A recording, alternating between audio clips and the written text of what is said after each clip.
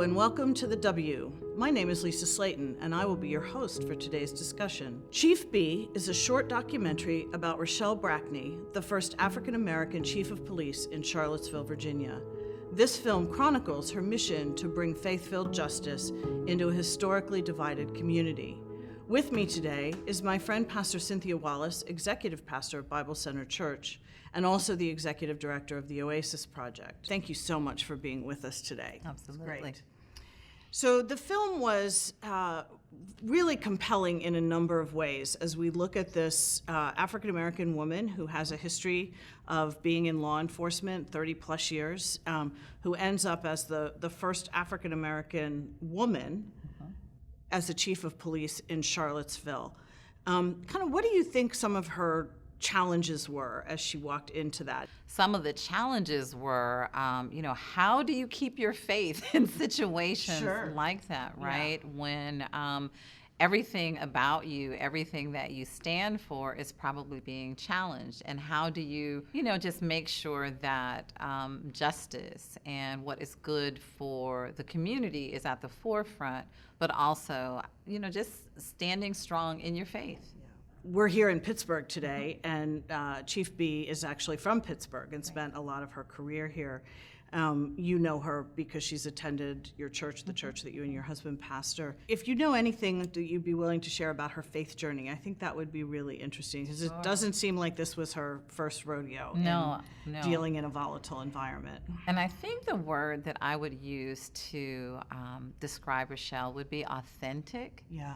And so her faith is real. And so we saw that, as a member of the church and Bible study. And, you mentioned the practices as in, you're praying in your car. And that's not something that, oh my goodness, I'm going into this situation, should I pray? That seemed to be really just her every day in every situation.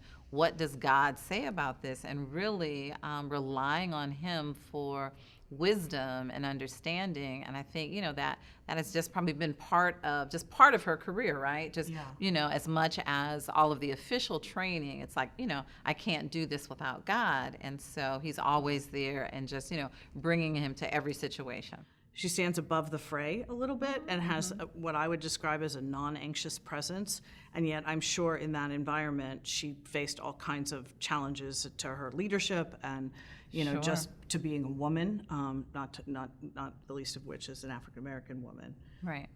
And I think that's why calling is important, right? That the fact that God has called you to a position. And the one thing that I know about Rochelle, that it was never about, a better job or more money or anything like that. It was really, is this the place where God has called me to serve?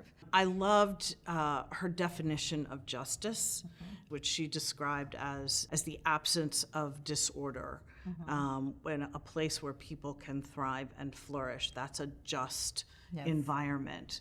We think about justice, right, in an individual level, right? So this person did this, there should be consequences, and that would be justice, right? Sure. You have to think beyond that. Yeah. It is what is good, what is God's will for this situation and all people, and knowing that He has a heart for order and peace and flourishing, and that we're working to make those things happen. And undoubtedly that is what Rochelle was doing in that community. And so I think it is allowing yourself to be used by God and to move beyond this individual definition and help people see that there's something broader. There's a larger sense, a community, a global sense that we're working towards. Part of peacekeeping is creating an environment where people feel safe to go about their daily business and do their work and run their storefronts and their shops.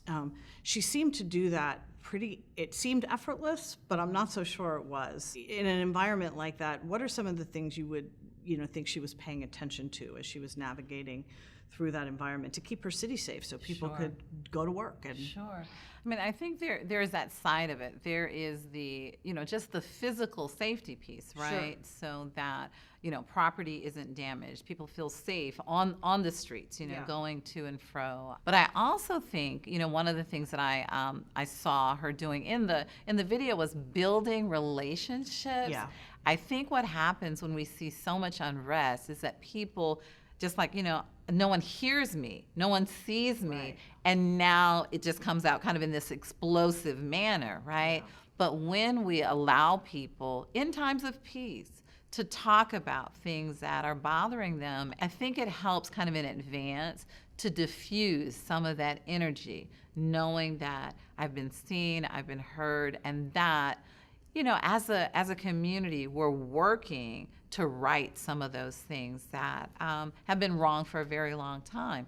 And so I think that's part of her work as well. So not only the response to violence and unrest, it is how do we keep these things from happening on, on an ongoing basis. I just wish there were more Chief Bees in the world. Absolutely. Right. Absolutely. She is this peacemaking presence that's good for the community, good for the economic environment, and good for the people that live there.